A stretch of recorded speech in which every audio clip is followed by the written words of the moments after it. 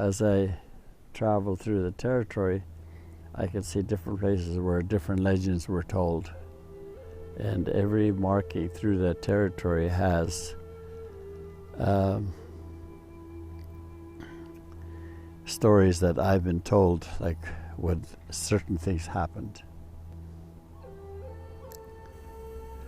That story comes to us as part of our creation story, and from what I understand, there was a hunting party that had shot an animal. They've wounded it, and it was chased through. They chased it till it came to this area, and it climbed up the hill, the cliff, and it left this footprint that you can see from the lower side. And eventually this is where the animal finally passed. So they decided they were dressing it. And as they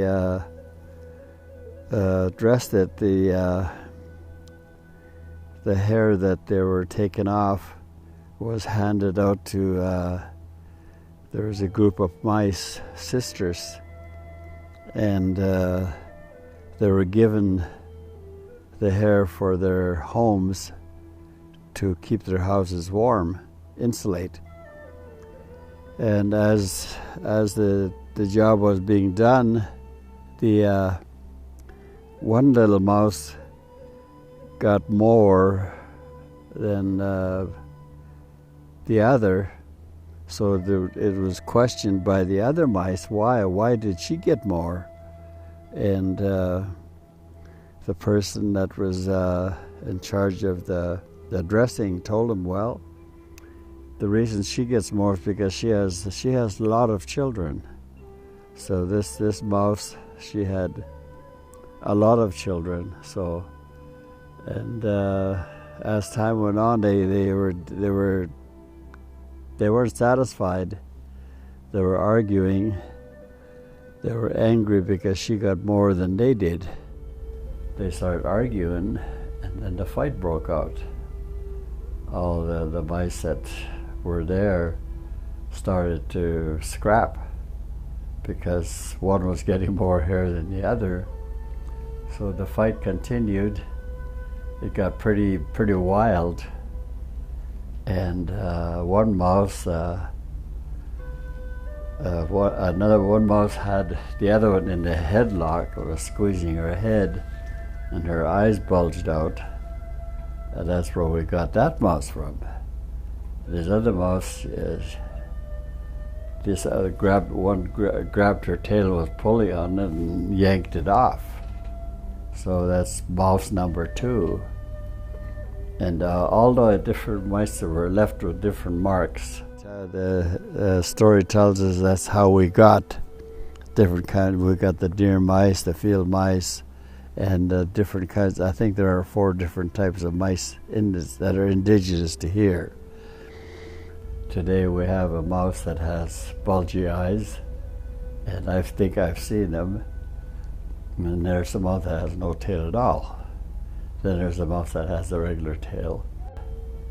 Right at the footprint where the animal climbed on top of the hoodoos and Long Prairie, if you come in from the east side, you used to be able to see the piles of hair all over. And they would tell that story and tell us about that.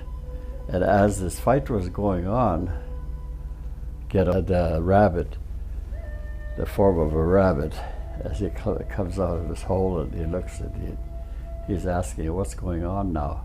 Because this fight was going on. Our word for mouse is insuk, nitsnapko. And it was part of our, he's in the legends from time to time.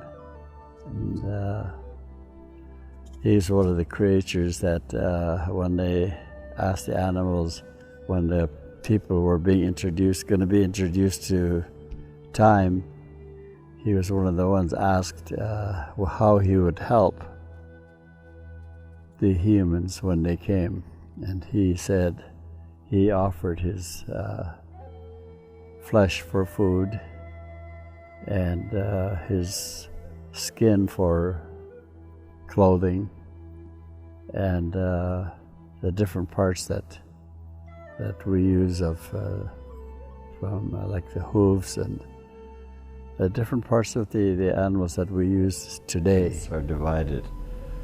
If you put them all together, it's the entire creation story.